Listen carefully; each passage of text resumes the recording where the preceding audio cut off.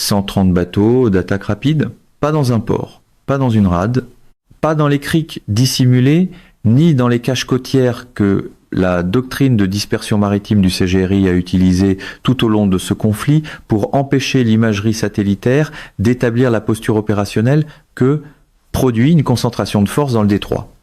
Dans l'eau, en 2 immenses formations coordonnées, confirmées par de nouvelles images satellites Sentinelle, 2 publiées ce matin du 10 mai 2026, montrant la flotte moustique du CGRI massée près de Keshmed et Rock Island, dans la démonstration de présence navale la plus publique et la plus délibérée que la République islamique ait produite depuis le début du conflit, il y a 71 jours. Voilà la nouvelle position de menace de l'Iran. Voilà le message visuel que le CGRI a choisi d'envoyer ce matin, tous 130 bateaux visibles depuis l'orbite. Ils sont formés en dispositifs coordonnés qui diffusent leur présence à chaque système de collecte du renseignement, à chaque plateforme satellitaire, en source ouverte, et à chaque analyste qui consulte les flux d'imagerie commerciale que Sentinelle 2 rend accessible à toute personne ayant la capacité technique de les interroger.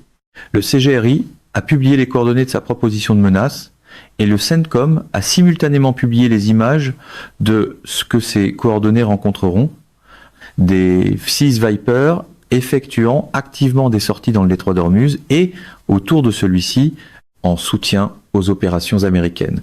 Des F-Adixui Super Hornet en patrouille aérienne de combat depuis les ponts d'envol de l'Abraham Lincoln, du George H.W. Bush et du Gerald R. Ford.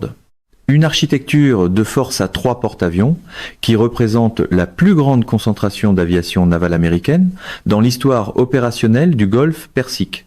Des hélicoptères d'attaque A-60 4 Apache opérant dans la zone, les mêmes Apaches que le commandant du CENTCOM, l'amiral Brad Cooper, a personnellement fait voler au-dessus du détroit le 3 mai avant le lancement de Project Freedom. Les mêmes Apaches qui ont envoyé la première vague de bateaux d'attaque rapide du CGRI au fond de l'océan pendant l'engagement initial de Project Freedom. Et cela a démontré, avec la clarté opérationnelle très concrète de machines qui coulent au lieu de flotter, que la doctrine de la flotte moustique n'allait pas produire le résultat prévu par les modèles de planification du CGRI. Trump a publié ce matin une image montrant le détroit avec des embarcations d'attaque rapides iraniennes en approche. L'image est délibérée. Le moment choisi est délibéré. Le visuel précis de ce que ces 130 bateaux verraient arriver vers eux du côté américain et le complément de communication stratégique, lui aussi délibéré, aux images Sentinelle, 2 des bateaux eux-mêmes. L'Iran montre sa flotte. Les États-Unis montrent ce qui répond à cette flotte.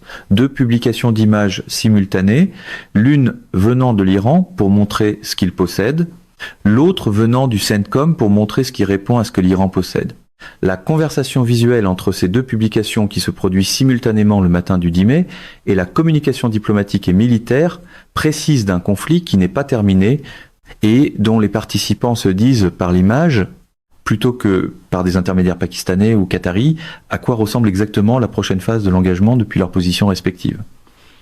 Il faut comprendre la signification précise de cette formation de 130 bateaux avant de tirer des conclusions sur ce qu'elle signifie pour la prochaine phase du conflit.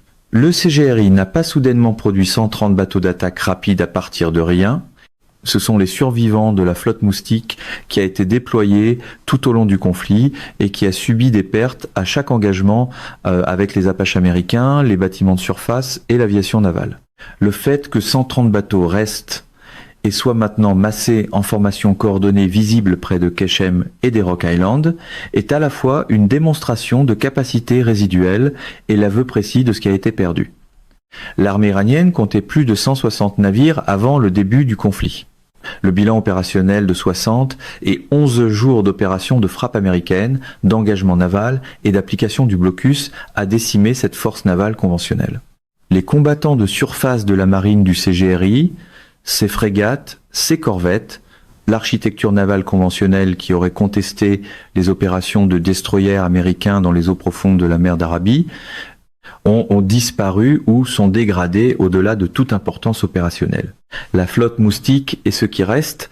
Les 130 bateaux d'attaque rapide sont la capacité asymétrique survivante d'une institution dont la puissance navale conventionnelle a été systématiquement éliminée. Ce n'est pas une façon de rabaisser ces bateaux. Ils représentent une menace réelle qu'il serait une erreur stratégique de balayer du revers de la main. Les bateaux d'attaque rapide de la flotte Moustique du CGRI mesurent de 60 à 75 pieds de long, sont propulsés au diesel et peuvent atteindre 50 à 60 nœuds. Cela signifie qu'ils sont plus rapides que tout destroyer américain opérant dans l'environnement maritime restreint du détroit d'Ormuz. Ils sont armés de roquettes de 107 mm, de mitrailleuses lourdes de 12, 7 mm et de canons automatiques de 23 mm. Certaines variantes transportent le missile anti-navire, Shui 102, une arme d'origine chinoise qui rase la surface de la mer à vitesse subsonique avec une portée d'environ 100 000 et une ogive de 160 kg. Le Shui 102 est un véritable tueur de navires. Les mêmes sites côtiers qui lançaient des Shui 102 contre des navires américains ont été frappés lors des opérations des derniers jours. Mais la variante lancée depuis un bateau reste dans l'inventaire des embarcations que l'imagerie Sentinelle, 2 montre en formation ce matin. La tactique d'essaim est la doctrine. Pas une seule attaque concentrée venant d'une direction que la priorisation des menaces des systèmes Aegis peut gérer avec la logique d'interception séquentielle qui rend une attaque linéaire maîtrisable. Mais plusieurs formations se divisant en vecteurs d'approche simultanés, arrivant sur un navire de guerre américain depuis différents points cardinaux au même moment. Elles forcent le système défensif à traiter des menaces dont la géométrie d'approche crée la condition d'interférence précise ou l'engagement d'une menace ouvre une fenêtre permettant à une autre menace de réduire la distance depuis un autre vecteur. Le CGRI sait que ces bateaux ne peuvent pas égaler les destroyers américains dans un engagement naval conventionnel. La doctrine de la flotte Moustique n'est pas conçue pour vaincre les destroyers dans un engagement conventionnel. Elle est conçue pour submerger les systèmes de défense rapprochés par le volume et la diversité des vecteurs, créant des conditions de saturation, même contre une architecture défensive supérieure.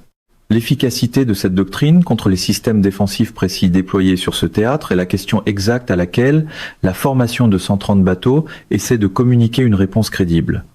C'est ici que le tableau stratégique du matin exige l'analyse technique précise qui permet de séparer l'évaluation crédible de la menace de la posture de propagande. La réponse défensive américaine à 130 bateaux d'attaque rapide, approchant simultanément depuis plusieurs vecteurs, commence avant que les bateaux atteignent la portée d'engagement. Elle commence par une architecture de détection. Les 2D Advanced Hawkeye est la plateforme aéroportée d'alerte avancée et de gestion de bataille, dont le radar fournit l'image intégrée aérienne et de surface qui coordonne toute la réponse américaine. Son radar suit les bateaux dès l'instant où ils commencent à se déplacer vers les actifs américains. Il fournit les données de poursuite continue dont la chaîne de frappe a besoin pour assigner des chasseurs et des hélicoptères précis à des secteurs précis de la zone d'engagement avant que les bateaux ne se rapprochent à portée d'armes. L'E2D n'est pas visible depuis la surface. Il se trouve au-dessus de l'horizon opérationnel, observant simultanément tout ce qui se passe dans le détroit et transmettant cette information à chaque plateforme du réseau par l'architecture de données Linksys, qui fait fonctionner tout l'ensemble de forces comme un système en réseau plutôt que comme une collection d'actifs indépendants. L'F-35 apporte le radar APG, 8.1 à balayage électronique actif, le capteur précis, capable de suivre simultanément plusieurs cibles de surface, tout en fournissant les données de ciblage dont les autres plateformes du réseau ont besoin, sans diffuser la position propre de l'avion d'une manière détectable. Le F-35 peut voir les bateaux qui ne peuvent pas voir le F-35. Il peut partager ce qu'il voit avec les F-15 Strike Eagle, les F-6 et les A-64 Apache au moyen de la même architecture Linksys. L'image de ciblage à laquelle chaque plateforme du réseau de réponse a accès est le composite de tout ce que chaque capteur du réseau peut voir. Le RQ4 Global Hawk ajoute la couche ISR persistante qui complète les capteurs des chasseurs par une endurance que les plateformes pilotées ne peuvent pas égaler. Un Global Hawk peut maintenir une orbite au-dessus du détroit d'Ormuz pendant toute la durée d'un engagement qui dure des heures. Il fournit la piste de surveillance continue dont la chaîne de frappe a besoin lorsque les bateaux d'attaque rapide utilisent les îles et le relief côtier pour rompre la ligne de vue avec les capteurs basés en surface. La réponse tactique, lorsque l'engagement commence, repose sur la méthode d'assignation par secteur. Le détroit est divisé en secteurs géographiques. Chaque secteur est assigné à des plateformes précises dont la charge d'armes et le profil de portée les rendent optimales pour la densité de menaces dans ce secteur. Un bateau qui passe d'un secteur à un autre est engagé par la plateforme qui détient le nouveau secteur et non par celle qui le suivait dans le secteur précédent. Cette assignation précise empêche le chevauchement inutile de plusieurs plateformes engageant la même cible tout en laissant d'autres cibles non engagées. L'Addix Thunderbolt 2 est la plateforme à laquelle chaque opérateur de bateau d'attaque rapide devrait penser lorsque les chapelets de prière sortent ce matin. Le Geo 8 Avenger de là, 10 est un canon Gatling de 30 mm à 7 tubes qui tire des obus pénétrateurs à uranium appauvri à 3900 coups par minute.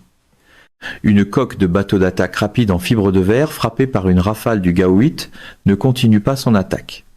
Le profil opérationnel de l'Addix au-dessus d'eau confinée, l'en-bas, est doté de la capacité précise de rester sur zone que permet le système de ravitaillement en vol à perche souple depuis des ravitailleurs C-Cent 30 Hercule. En fait, la plateforme précise pour l'engagement soutenu des SEM de bateaux. Ce type d'engagement exige un feu constant plutôt que la livraison de munitions en un seul passage que fournissent les jets de plus haute performance. L'Addix peut rester dans le combat pendant toute la durée d'un engagement soutenu. Il est conçu pour absorber des dommages au combat et continuer à opérer. C'est la plateforme dont les caractéristiques correspondent précisément au profil de menace que représentent 130 bateaux. La A64 Apache s'associe à l'Addix comme équipe d'engagement maritime contre les bateaux, dont l'efficacité combinée contre la flotte moustique du CGRI a déjà été démontrée lors de l'engagement du 3 mai. Les missiles Hellfire de l'Apache engagent les bateaux à des distances où les armes du bateau lui-même ne peuvent pas atteindre l'hélicoptère. Son système de ciblage monté sur casque permet au pilote d'engager des cibles dans la direction où il regarde, ce qui rend l'acquisition angulaire de cibles rapides dans l'environnement restreint du détroit plus rapide que les armes orientées vers l'avant fixes utilisées par les avions de chasse. L'Apache et l'Addix sont la combinaison dont le bilan opérationnel a déjà documenté l'efficacité contre les bateaux d'attaque rapides du CGRI. Les canons de 5 pouces sur les destroyers de classe Harley Burke apportent la composante navale de surface à l'engagement. Le système de canon naval MK 45-227 mm avec sa portée de 6000 et sa capacité de tir rapide répond aux problèmes précis des bateaux qui se rapprochent à portée de canon des bâtiments de surface. Il fournit une cadence de tir soutenue contre des cibles de surface manœuvrantes pour lesquelles les systèmes de missiles ne sont pas optimisés.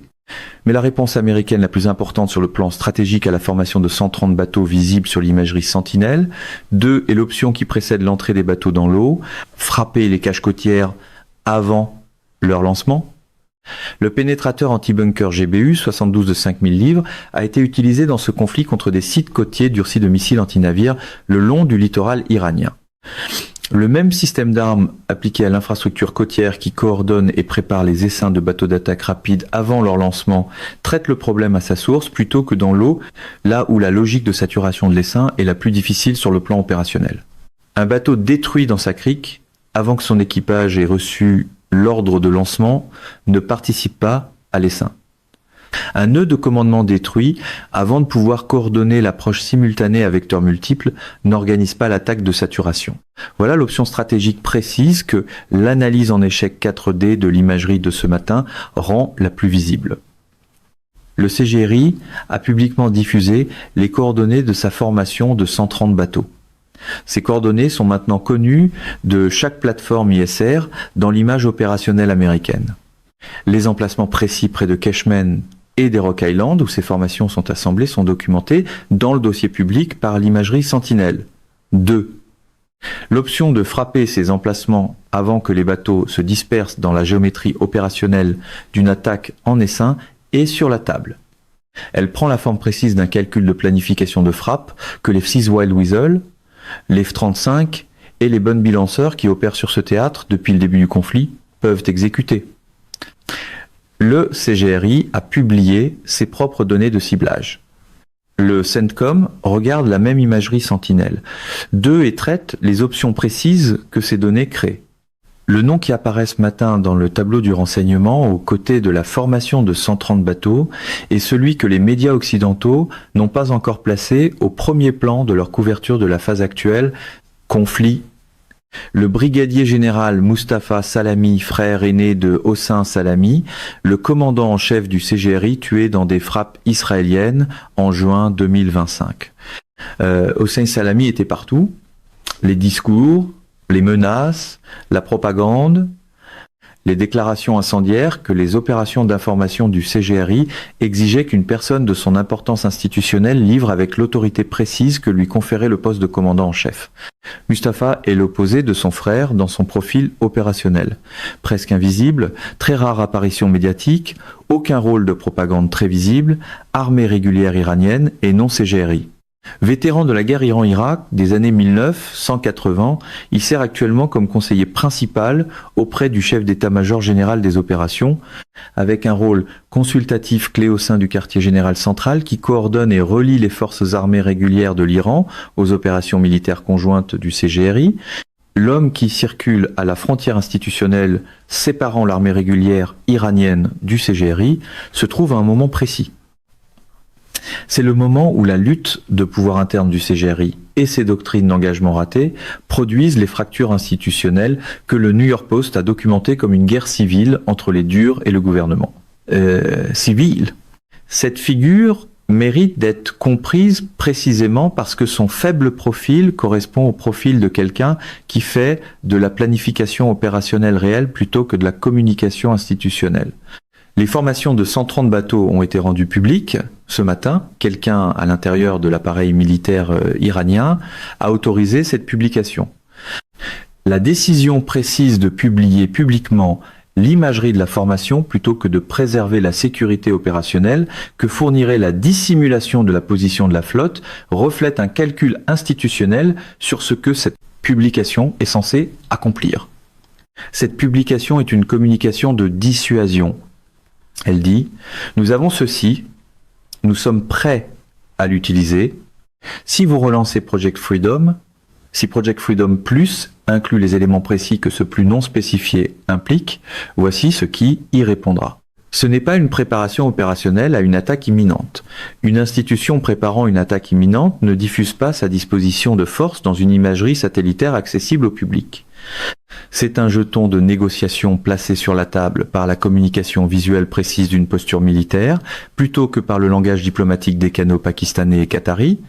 Le fait que Mustapha Salami opère dans l'espace entre l'armée régulière et le CGRI, à ce moment précis où la frontière institutionnelle entre ces deux organisations est la principale ligne de faille de la lutte de pouvoir iranienne, ayant produit la non-réponse au mémorandum, et l'indicateur de renseignement auquel l'analyse la plus attentive du tableau opérationnel de ce matin devrait porter la plus grande attention.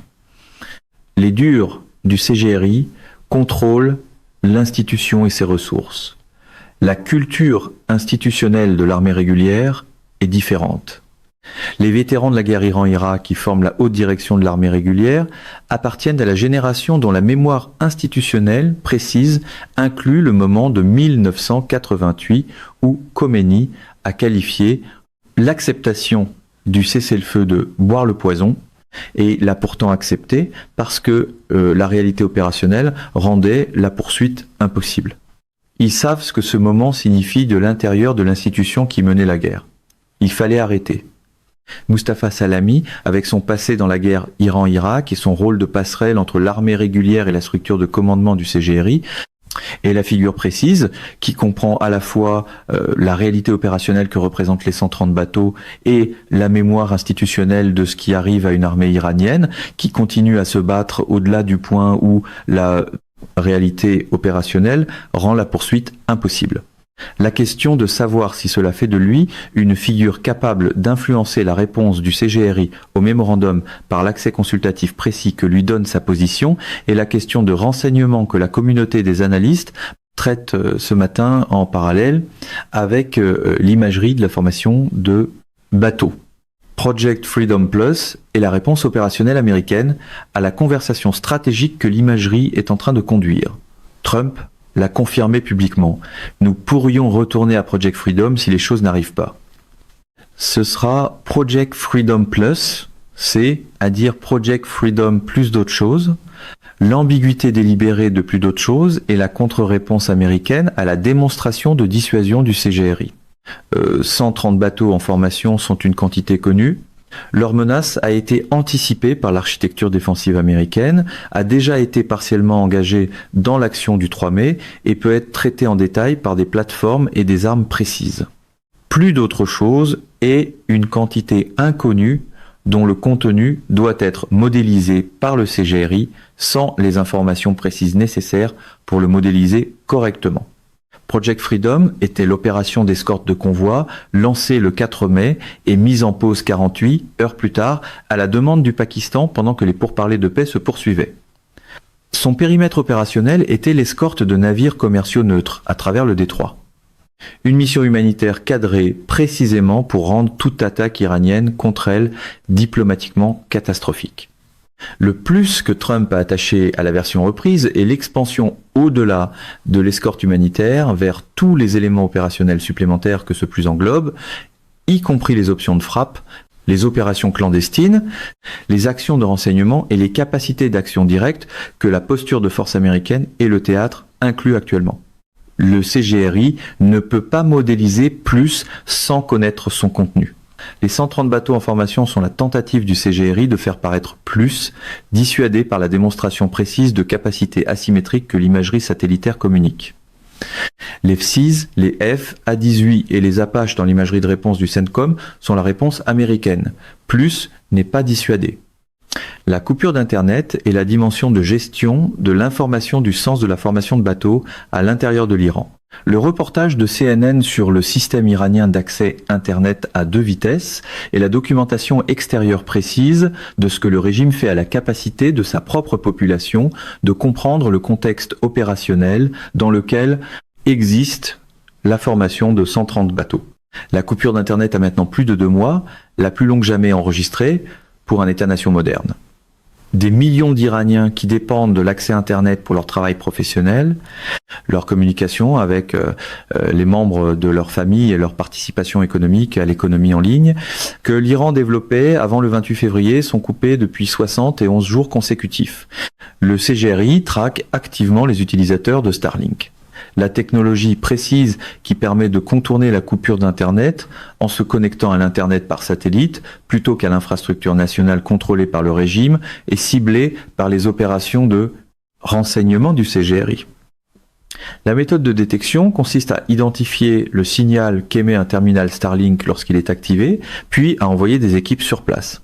Cela signifie que chaque citoyen iranien qui tente d'utiliser la technologie capable de le connecter à l'environnement informationnel extérieur, prend une décision personnelle de sécurité. L'accès à des informations exactes sur le conflit vaut-il le risque de recevoir la visite des gens qui ont tué Am Al-Adin pour la même raison?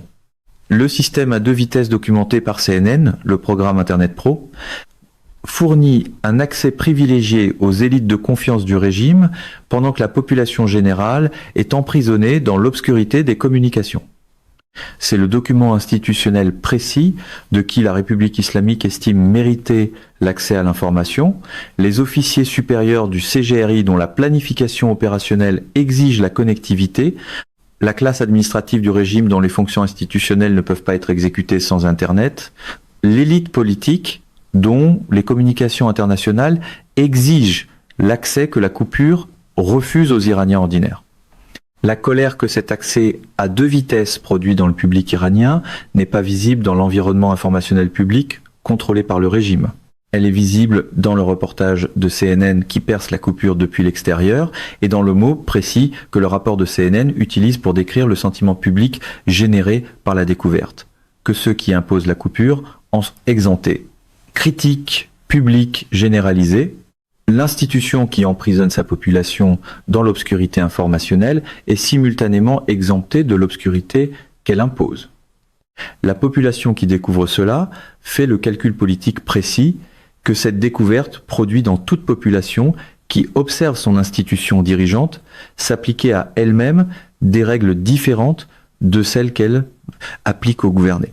Les médias d'État se vantent de l'unité du gouvernement et du peuple face à ce qu'ils appellent une guerre imposée par les États-Unis à Israël, produite dans le contexte d'un système Internet à 2 vitesses qui donne la connectivité au gouvernement et la refuse au peuple. Voilà la contradiction de propagande précise que la coupure d'Internet crée elle-même. L'unité est proclamée par l'institution qui a décidé que le peuple ne mérite pas le même accès à l'information que le gouvernement. Le peuple peut observer l'existence de cette décision. Il ne peut pas en observer le contenu, mais il peut observer qu'elle existe et tirer les conclusions précises que son existence justifie sur la nature de l'unité proclamée. Les 130 bateaux dans le détroit d'Ormuz sont le message visuel d'une institution qui gère simultanément cette contradiction interne. La pression militaire externe de la posture de force américaine, qui a répondu à chaque attaque iranienne sans aucune perte américaine, et la pénétration précise du renseignement que l'explosion de Zanjan a documenté comme atteignant l'unité de protection via IP, dont la fonction est de protéger la direction contre exactement le genre de menace interne que représentent les coordonnées de Zanjan. 15 000 militaires américains appliquant le blocus, jusqu'à 50 000 dans l'ensemble de la région du CENTCOM.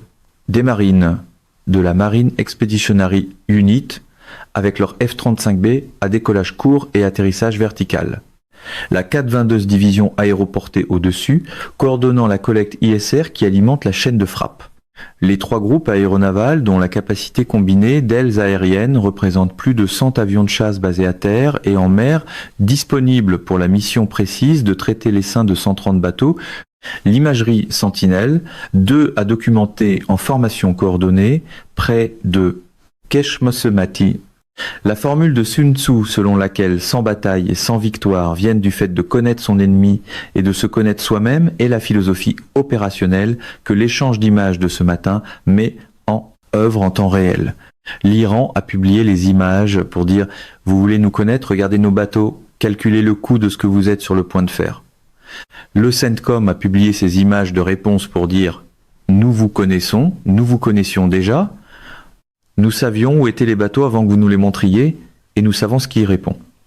Le drone DARPA XRQ, 7-3 Shepard que Northrop Grumman a annoncé le 6 mai, et dont le premier vol a eu lieu en avril 2026 à la base aérienne d'Edwards, et le développement technologique précis qui rend visible la prochaine phase de l'architecture ISR à la pointe de ce que l'armée américaine peut apporter aux problèmes de surveillance. Propulsion hybride, électrique, conception à aile volante, 1200 livres, signature acoustique fortement réduite, donc plus difficile à entendre que tout drone conventionnel, la combinaison précise d'une faible signature acoustique, d'une réduction de la section équivalente radar par l'aile volante et d'une propulsion hybride, électrique permettant à la plateforme de rester sur zone sans les signatures thermiques et acoustiques produites par la propulsion de drones conventionnels, constitue la prochaine génération de capacité de surveillance.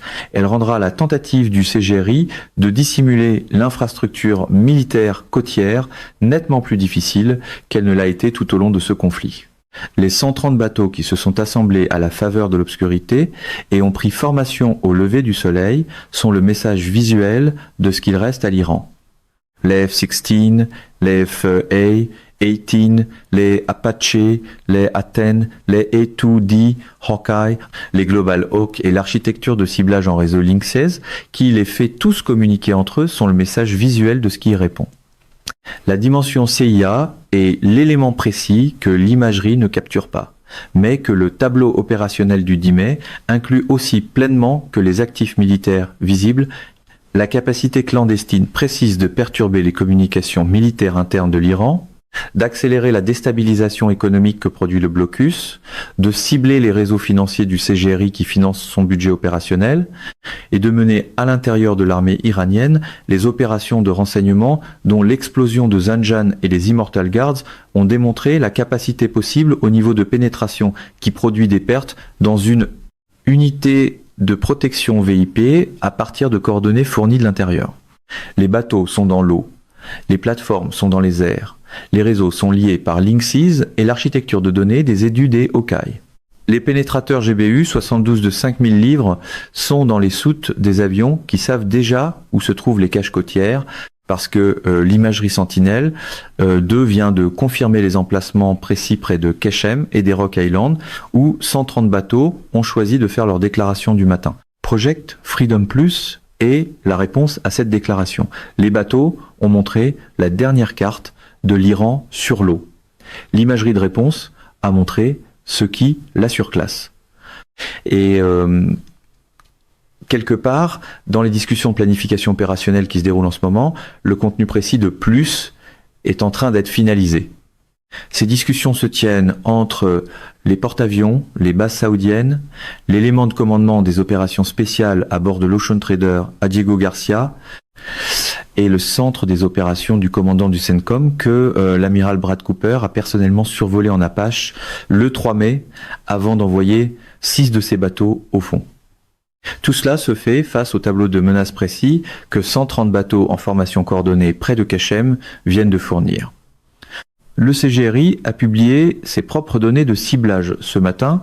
Le CENTCOM a dit « Merci pour les images, les F-6 Viper sont dans les airs, les Apaches sont dans les airs. Les F ADX-8 sont en patrouille aérienne de combat depuis les ponts des porte-avions. Les 130 bateaux sont dans l'eau et les chapelets de prière sont sortis dans chaque cockpit de bateau d'attaque rapide de ces 2 immenses formations coordonnées près de Keshem et des Rock Island parce que les plateformes qui leur répondent sont déjà dans les airs. Et que plus n'a pas encore été défini, ce qui signifie que les bateaux dans l'eau ne savent pas ce qu'ils s'apprêtent à rencontrer. Mais l'imagerie que le CENTCOM a publiée ce matin leur donne l'aperçu précis que le côté américain voulait qu'ils aient avant de décider si la démonstration de dissuasion vaut la peine d'être convertie en engagement réel. Un engagement qui testerait ce que contient plus face à ce que 130 bateaux peuvent faire dans le détroit d'Ormuz le 10 mai 2026. Les bateaux savent ce que les Apaches ont fait à 6 de leurs collègues le 3 mai. Ils sont maintenant 130. Il y a maintenant 3 groupes aéronavals.